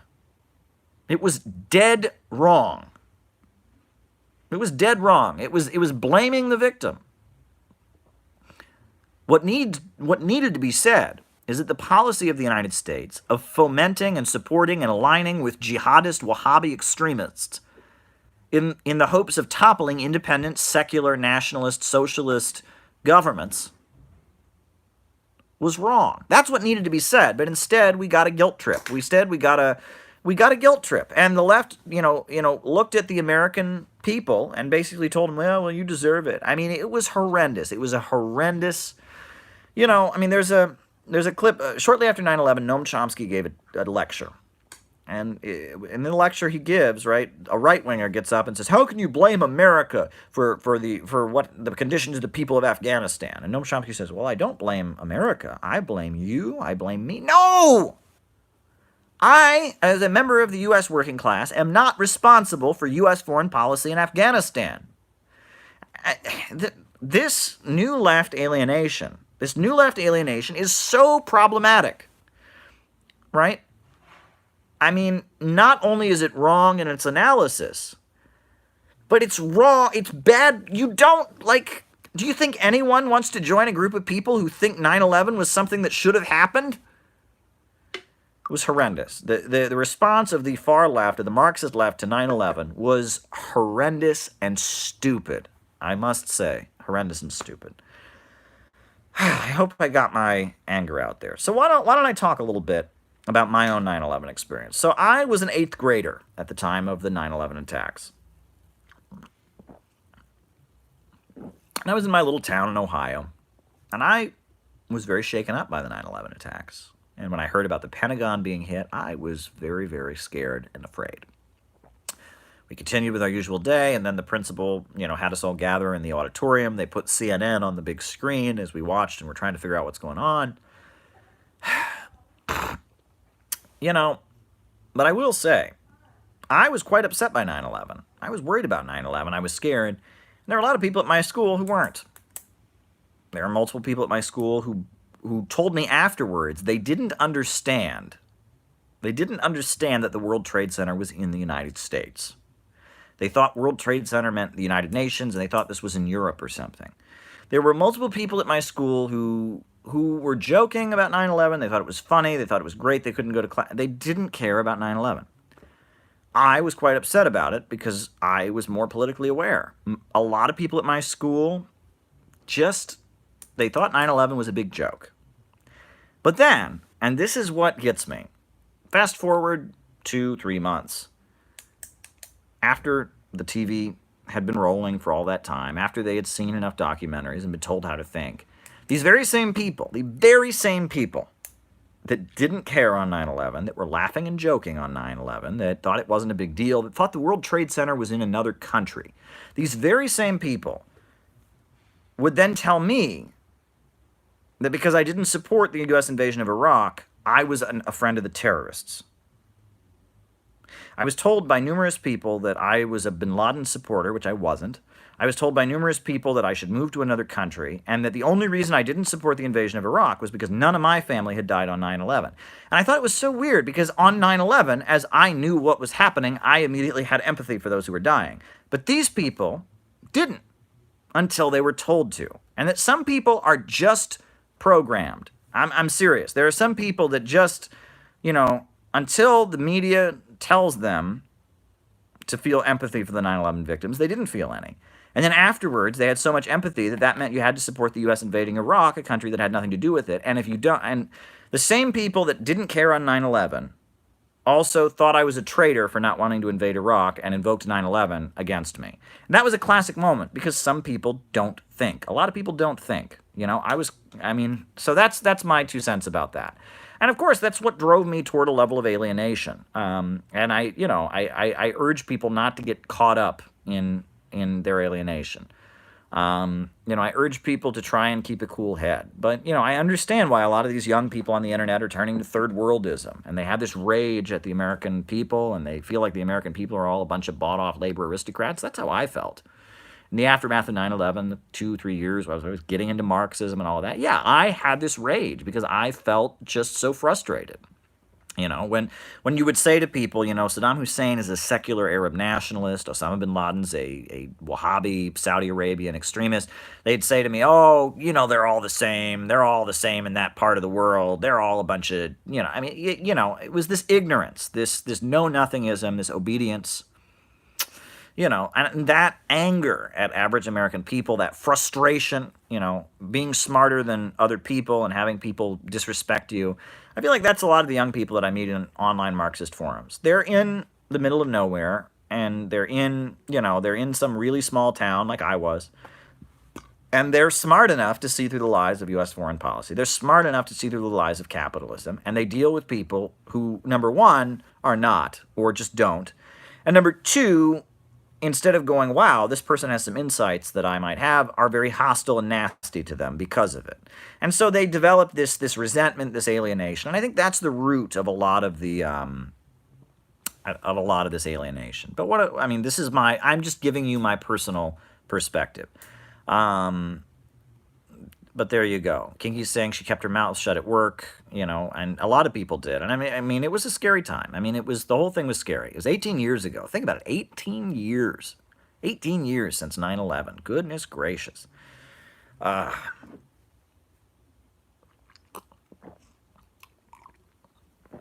But that brings me to a couple points. I wanted to talk about, so folks know that in my new book, I have a critique of the existing left, and I talk about the synthetic left. And one of the people that I talk about specifically is Susan Sontag. So I couldn't resist. I just couldn't resist the fact that the Wall Street Journal decided to highlight Susan Sontag in their weekend review. So I couldn't resist. I'm just going to read you a couple points that they highlight from this article. So Susan Sontag is a left-wing intellectual, I guess. And she was widely promoted in the United States during the Cold War, early 60s, basically. And it's the CIA that created Susan Sontag. I'm not exaggerating. Even this article, right? They say that she got her start writing she was published in Partisan Review. Well, go to the Wikipedia page of Partisan Review right now, and you'll see 3 letters, CIA. Partisan Review was a leftist socialist magazine entirely paid for by the CIA. That's not a secret. That's like common knowledge. Go to CIA.gov and read their article about the Congress for Cultural Freedom program. And they brag about how they created this socialist communist magazine called Partisan Review that was basically a CIA front, right? It's like the CIA thinks one of their greatest achievements was creating the Partisan Review. So Susan Sontag, this left-wing intellectual brought to you by the CIA, I'm going to read to you some highlights from this article reviewing a new biography of Susan Sontag. Are we ready? This is the kind of leftism that the CIA wants you to be. They don't want you to be a tanky. They want you to be Susan Sontag. This is what the U.S. power structure, this is the kind of leftism they promote. Opposition was Susan Sontag's essence, in work and in life. She lived to argue. She possessed a furiously relentless intellect and a fractured sense of self. She was a chronic course changer, veering between enthusiasm and denunciation, obstinacy and apostasy, cruelty and kindness. At 15, Sontag was enrolled at the University of Chicago, where she studied under Leo Strauss. Leo Strauss, the ideological father of neoconservatism. Do people know about Leo Strauss? He was the professor, he was the philosophy professor at New School University and eventually at the University of Chicago. And he's considered the father of neoconservatism. And Leo Strauss is famous for having his favorite television show be Gunsmoke, a cowboy show when the good guy wears a white hat and the bad guy wears a black hat. Leo Strauss was famous for the fact that he felt average people were stupid, and he trained his students to believe that Americans should be propagandized into believing that foreign policy was an episode of Gunsmoke, where the good guy wears a white hat, the bad guy wears a black hat. Leo Strauss, he told his students, the students at elite schools, that they were philosopher kings, that the average people were pawns to be manipulated. But Susan Sontag, this great voice of the left, studied under the father of neoconservatism. But it gets better. It gets better. Sontag fueled much of her writing with the use of amphetamines. That's right. She was stoned. She was tripping. She was flying on amphetamines while she did her writing. Great stuff. Yeah. But let me get another great hit. This is a quote that they quote her in the article saying, quote, Susan Sontag wrote, "The white race is the cancer of human history." The white race is the cancer of human history. Yeah, real winning there. You want to get average white Americans to become socialists? Tell them that because of their race, they're a cancer. Yeah, right? Especially at a time where the left is always going around denouncing racism, go start telling white people that because they're white, they're a cancer. That's a real recruiting line there. This is the leftism. This is the socialism, the Trotskyism.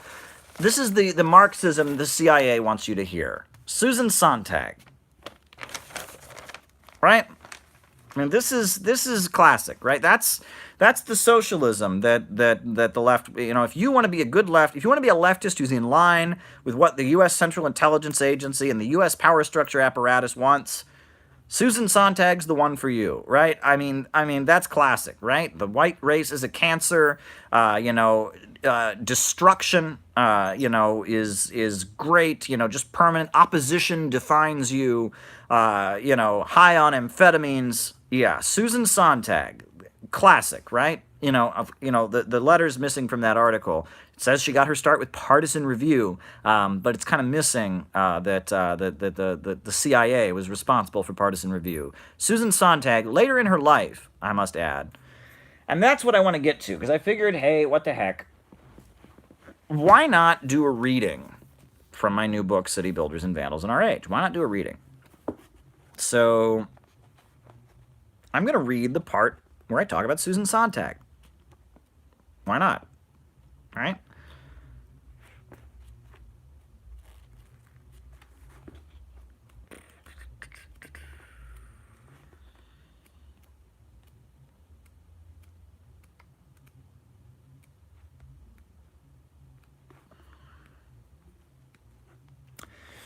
So, this is a section from the new book called Susan Sontag's Redefinition of Fascism.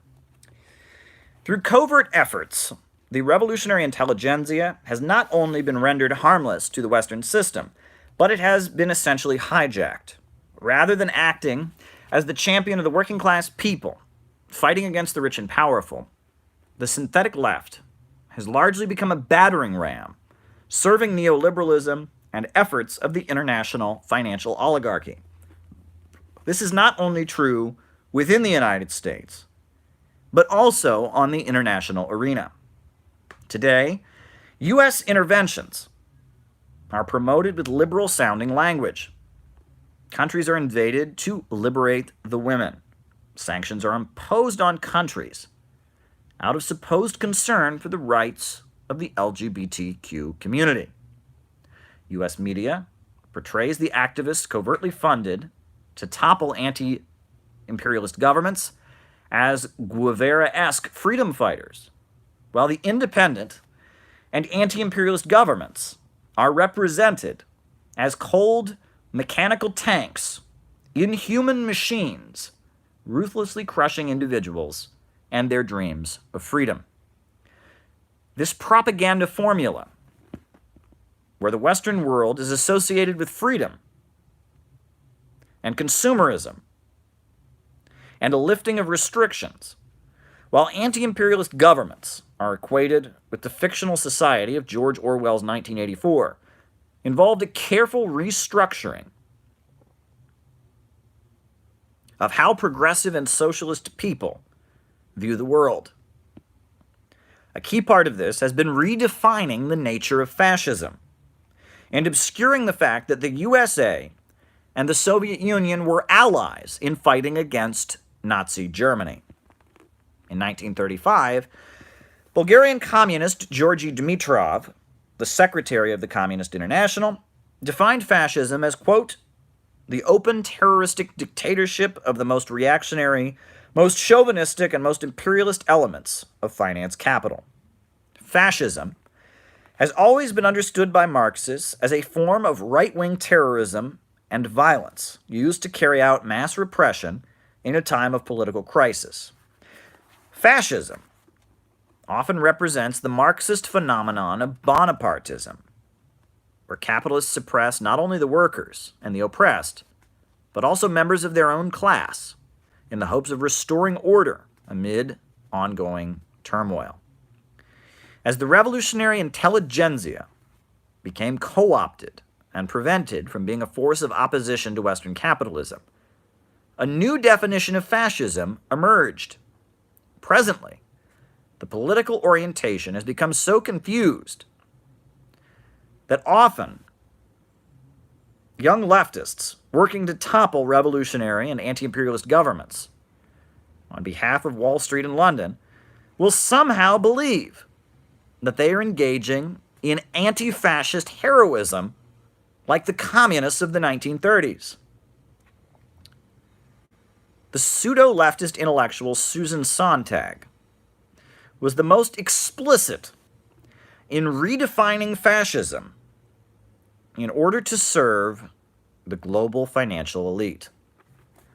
Sontag, who was first published in the CIA-funded Partisan Review magazine, famously proclaimed in 1982, quote, "Communism is fascism, successful fascism, if you will. Communism is in itself a variant, the most successful variant of fascism." She made that statement at a rally in support of the Solidarity movement in Poland, in which Roman Catholic dock workers helped to topple the Marxist-Leninist government. Though much of Susan Sontag's work drew heavily from Karl Marx's teachings about capitalism, about the origins of private property and the family, and his critique of Western society, she ultimately rejected all aspects of Marxism other than these. The only acceptable non-fascist application of Marxism, according to Sontag, who is celebrated widely among postmodernists, leftists, and liberals, is a mechanism for deconstruction. According to Sontag's analysis, presented in essays like her piece Fascinating Fascism, published in 1975 in the New York Review of Books, fascism is essentially anything that seeks to construct, build, and unify. In her famous essay examining Nazi collaborator Leni Riefenstahl's photographic essay of African tribes, she defines the photographs as fascist for the following reasons. Quote, "It is generally thought that National Socialism stands only for brutishness and terror. But this is not true. National Socialism, more broadly fascism, also stands for an ideal, or rather ideals that are persistent today under different banners. The ideal of life as art, the cult of beauty, the fetishism of courage, the dissolution of alienation in ecstatic feelings of community, the family of man. Although the Nubia are black, not Aryan, Riefenstahl's portrait of them evokes some of the larger themes of Nazi ideology: the contact between the clean and impure, the incorruptible and the defiled, the physical and the mental, and the joyful and the critical."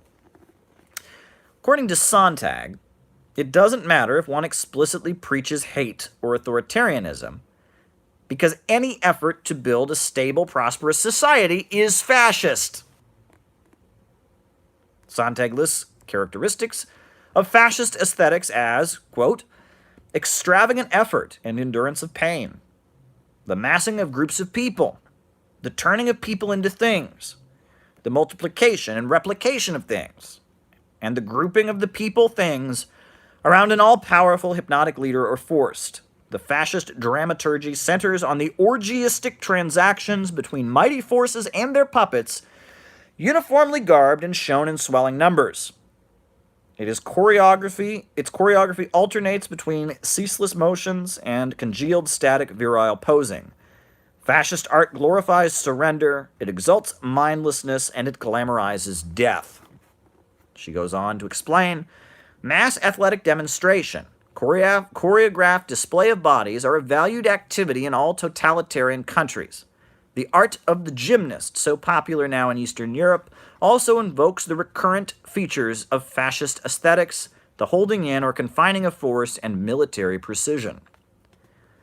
Explaining her belief that communism is a variant of fascism, she states, quote, "In both fascist and communist politics, the will is staged publicly in a drama of the leader and chorus." According to Sontag's analysis, which represents very clearly the feelings of the synthetic postmodernist left, any attempt to organize society and unleash collective human brilliance is fascist at its core. Sontag's logic follows that because of what the Soviet Union and China have achieved in terms of raising living standards and transforming the lives of millions, it is the most successful and therefore the most dangerous form of fascism. Marxism-Leninism is the equivalent of fascism because communists, like fascists, believe in right and wrong. Communists, like fascists, are motivated to support the cause of right in politics and encourage extravagant effort from their adherents, fetishizing courage. Communists, like fascists, form political parties and mass movements dedicated to their ideas. Communists, like fascists, seek to create ecstatic feelings of community and achieve the dissolution of alienation. Communists, like fascists, seek to create a family of man, breaking away from the central thesis of Western liberalism that individualism must prevail above all else. To Sontag, the difference between fascists and communists do not seem to matter. The fact that fascists seek to restore order and preserve social hierarchies with mass violence and terror, while communists seek to control the means of production and use science to advance human progress, is conveniently overlooked. According to the synthetic postmodern left, ideology itself is the problem. Concepts like right and wrong and morality must be abandoned. Everything should be considered a clash of different narratives and shades of gray. All efforts towards social progress and collectivism must be rejected as totalitarian, and all efforts to deconstruct or disrupt civilization must be celebrated as liberation. In essence, the synthetic left has purged Marxism and left-wing politics of the progressive city-building tendency. Leftism for the postmodernists is purely a vehicle for deconstruction. In essence, it is vandalism dressed in progressive clothing. And that is a section from City Builders and Vandals in Our Age. Yes, folks, you can't talk about these big issues without offending anybody. I'm sure I offended a lot of people. But Marxism is not purely about deconstruction. Marxism is not purely a vehicle for deconstruction and destruction and chaos. Marxism is not vandalism. Marxism, actual Marxism, is part of the city-building tendency. It is one of the greatest expressions of city building. It was Marxism that made the Soviet Union and China into prosperous world industrial superpowers. It was Marxism that made, Cuba a country that's world-renowned for its healthcare and educational system. It was Marxism that brought us some of the most amazing works of art in history. It was Marxism that brought us space travel. Marxism is not a vehicle for destruction. It is not a vehicle for terror. Marxism is a progressive ideology. It is not an ideology about destruction.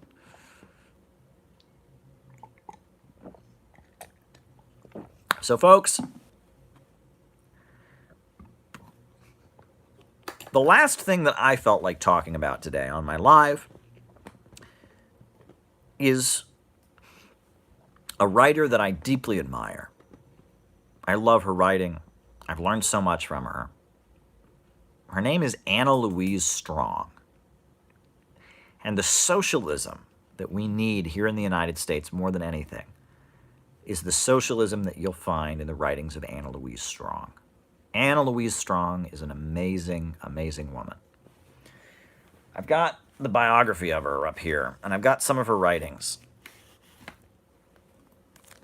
This is the biography of her, Right in Her Soul. This is a book she wrote My Native Land. It's about the Great Depression in the United States. Anna Louise Strong. If every socialist in the United States could study the writings of Anna Louise Strong, we would be in such a better place. Anna Louise Strong was not Susan Sontag. She was not the synthetic left.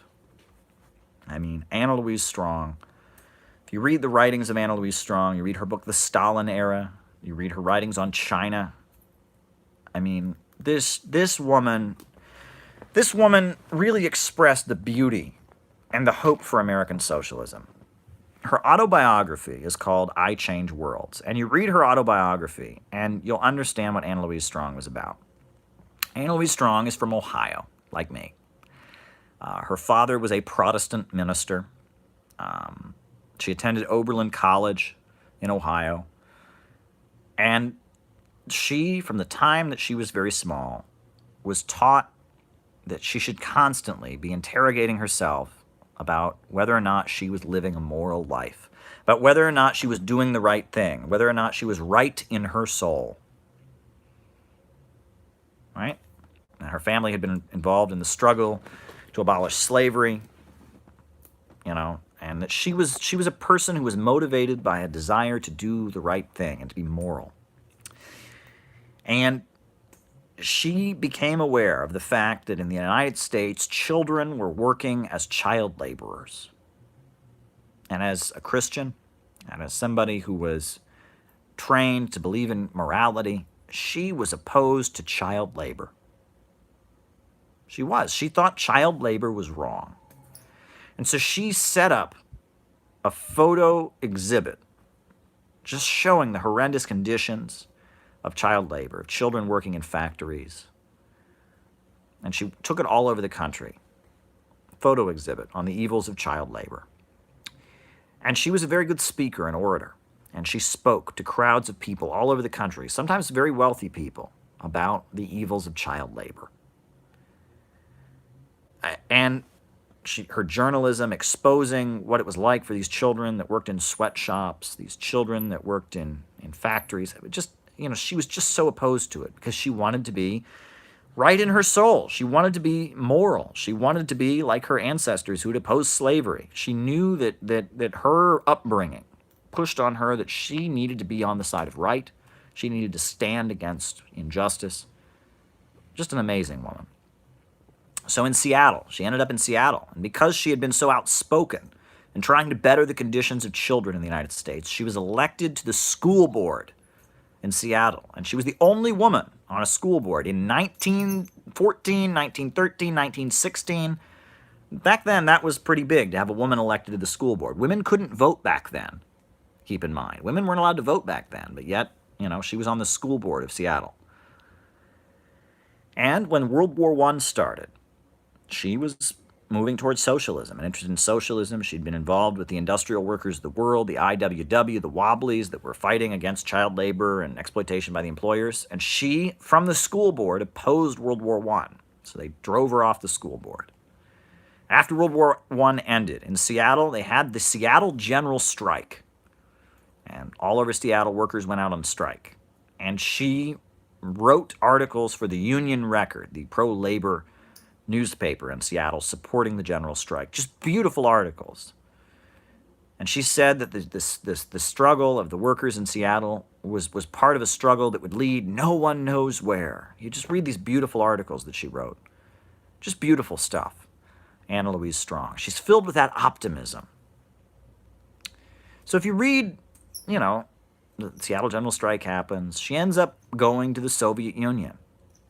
And in her book, I Change Worlds, her autobiography, where she was the editor of Moscow News, which was like an English-language newspaper in the Soviet Union, she talks about how Americans are known for their motor-mindedness. They're known as hardworking people, struggling to get things done.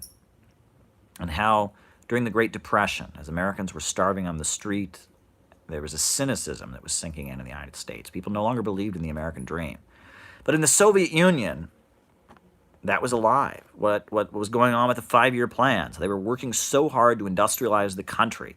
It was really an expression of the American mindset. She talks about the Soviet Union being the new America.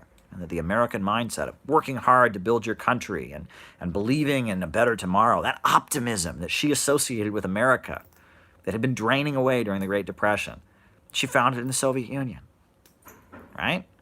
After World War II, she ends up in China. She's a personal friend of Mao Zedong, right? Personal friend of Mao and Zhou Enlai. A beautiful journalist. Anna Louise Strong really expresses that kind of socialism.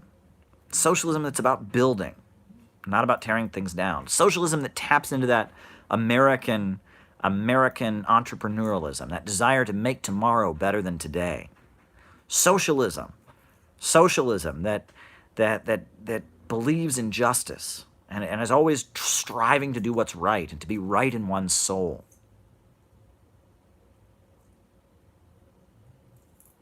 That's so beautiful. Really, and I'm sure there's things that are wrong in her writing. I mean, I'm sure there's things that I would disagree with.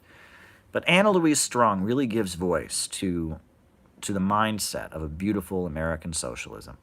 Anna Louise Strong, great writer. I mean, check out Anna Louise Strong. She's an amazing writer, an amazing journalist. Her writing shows really the spirit of the times. This was a woman living during the Great Depression. This was an American, Midwesterner, Protestant, and she was won to socialism because of what it was achieving. And she had a progressive mindset, and she had a mindset driven by morality and a desire to do what's right in the world. Just a beautiful, beautiful woman. Just an amazing woman. Her words are poetic. She has this way of writing that is just beautiful. I would check out Anna Louise Strong if I was you. That's the kind of socialism that we need more than anything. And she's been obscured, and they've really worked hard to just smear her and say she's a Stalin apologist, and they've done everything they can to really try to wipe her out of American history. A very influential journalist, a very influential writer, but they've really tried to kind of make her go away. But in Seattle, there's a lot of people who remember her. At Oberlin College, they have the Anna Louise Strong Room. It's all her writings and stuff. She was a very, very influential, important intellectual in U.S. history. And she was an optimist. And she became an atheist communist, but her worldview was still very much influenced by that Protestant Christianity that she got as a child from her father, who was a minister. But she wasn't a right-winger. It was the kind of Protestant Christianity that led John Brown to fight for the slaves. It was the kind of Protestant Christianity that led people to fight for women's rights. If you go back 200 years or 100 years in U.S. history, it's very confusing, right? You go back to the Great Awakening, when you had, the birth of religious sects that are going out and fighting slavery and fighting against injustice and going out and trying to build utopian communities in Ohio and Pennsylvania and places like that. It's a different time, right? And to be a religious fanatic during this time in U.S. history, was a very, very different way of being. It's different. Now, she eventually became a communist atheist, but she held on to that optimism. And her socialism is rooted in that optimism and that desire to help children that are being worked on the factory floor, that getting on the school board and trying to advocate for low-income children in Seattle. She's quite an amazing figure, and she's been forgotten. They've left her out of U.S. history. Check out Anna Louise Strong. I tell you, I have never been as moved as I was by the writings of Anna Louise Strong. And really, it really speaks to me on so many levels, right? I have ancestors that were involved in establishing Oberlin College in Ohio, Charles G. Finney, and so it's like I kind of grew up with some inklings of the mindset that drove Anna Louise Strong to be a socialist, right? And there's something very American about it. She wasn't a child of immigrants. She was a child of religious fanatics, Americans. It's Anna Louise Strong brings another face to socialism. I would recommend it. But yeah, that's where I'm at. So check out Anna Louise Strong. That's really all I got, folks. I've prepared a lot for this live. I've always got plenty to talk about, but I'm not in a rush to get finished here. I'm still here, and I'm having a great time.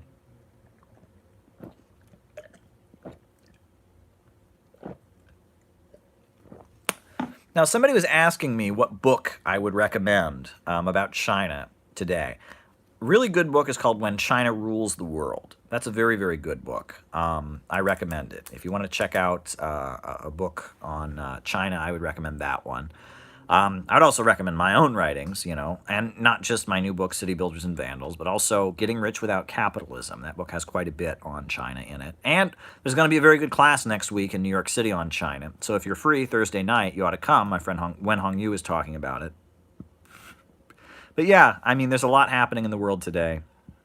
There was a book called China, the Rise of a Civilization State. That was interesting because it was a view of China that wasn't really exactly Marxist, but it was kind of an analysis of China that was sympathetic, and that was pretty good. I would recommend as well. China, the Rise of a Civilization State, I believe it's called.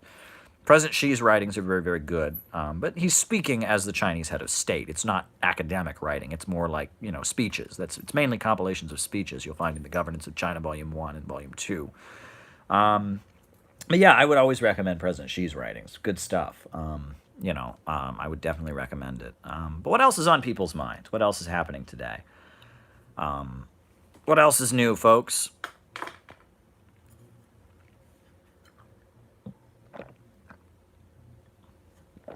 What else is on people's minds?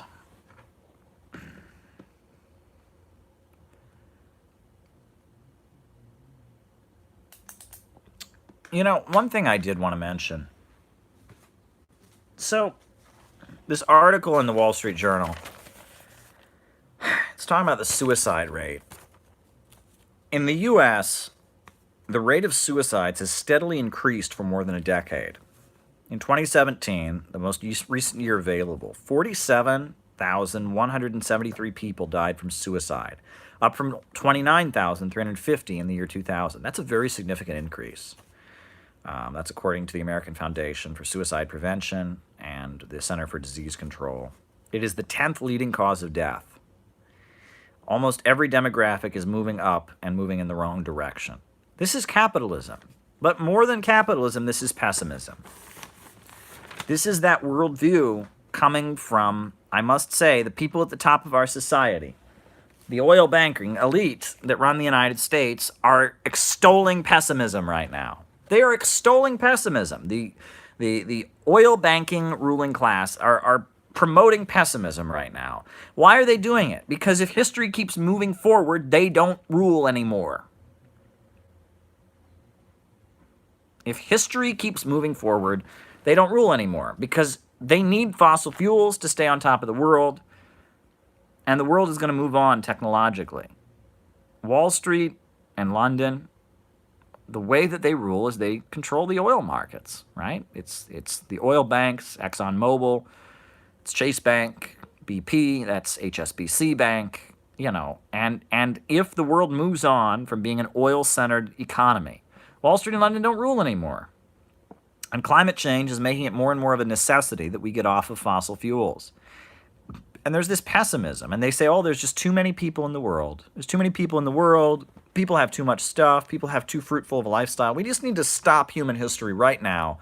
That's the richest of the rich. Their worldview is basically human history must stop so we can stay in charge. Right? It's like quit while you're ahead. Basically, that's their mindset. Quit while we're ahead, right? All right, we've been doing human history, and we got to the top. We got to the top of the mountain, and now the game is over. All right? We scored a touchdown, and now the game is over. They want to quit while they're ahead because history is moving forward. We're going to get off fossil fuels. China is industrializing all the developing countries. Countries that were once deeply impoverished, like China, like the Soviet Union, have become superpowers, right? I mean, that countries around the world are rising. Alternatives to fossil fuels are being developed. Wall Street is I'm not an advocate of censorship, as I've said before. I am not an advocate of censorship. But this show, 13 Reasons Why, shouldn't be on Netflix. I'm not saying the government should step in and outlaw it. I'm definitely not saying that. I'm not for them doing that. But I think, morally speaking, the folks at Netflix should take it off. They should not show that show. They should not show 13 Reasons Why. It's increasing the suicide rate. Right? There's a TV show on Netflix called 13 Reasons Why that is increasing the suicide rate. People are killing themselves at a higher rate because of this TV program. I personally feel it is not moral for for the folks at Netflix to keep showing a show that glorifies suicide among teenagers. They shouldn't be doing it.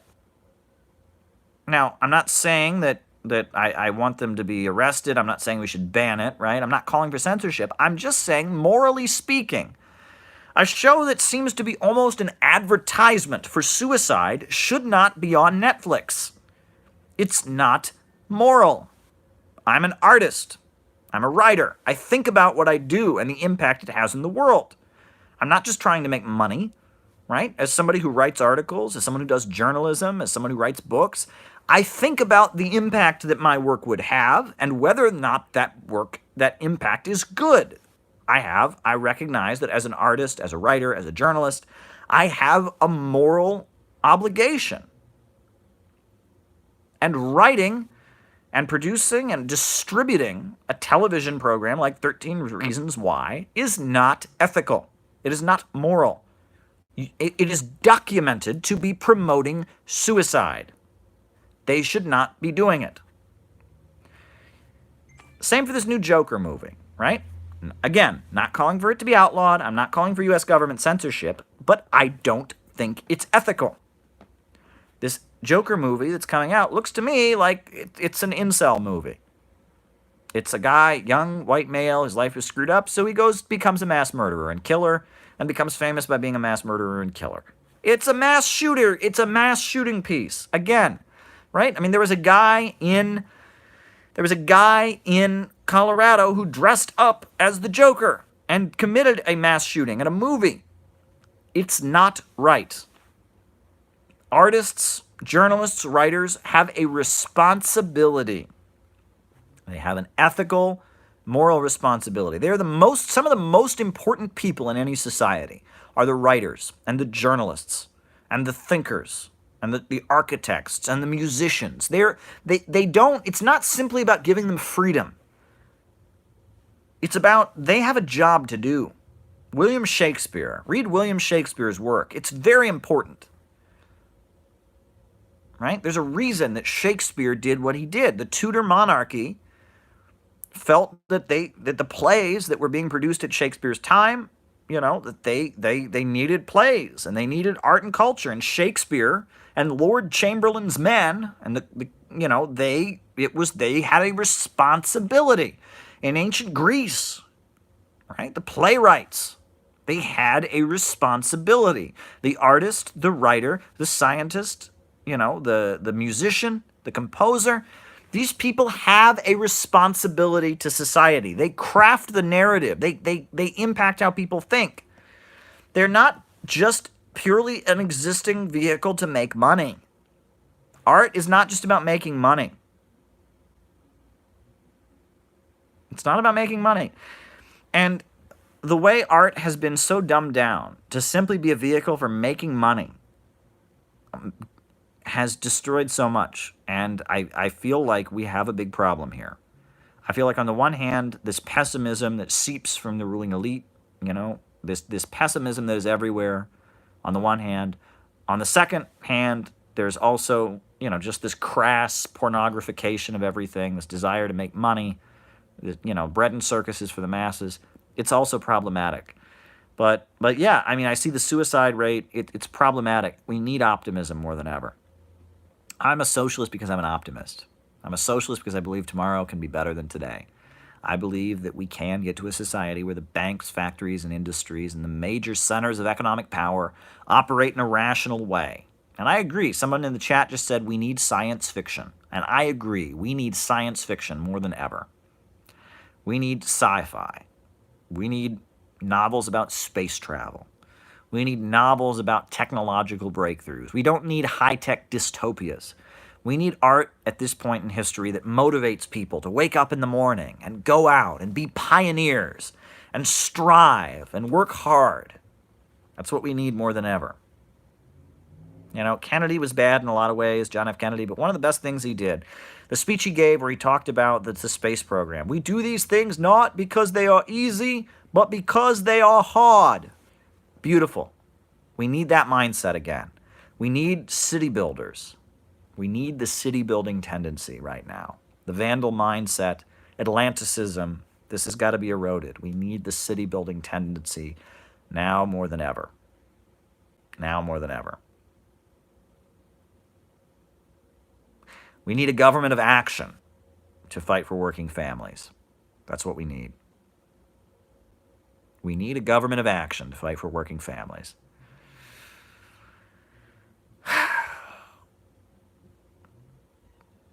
We need optimism. Good times, folks. Good times. And on that note, I'm out.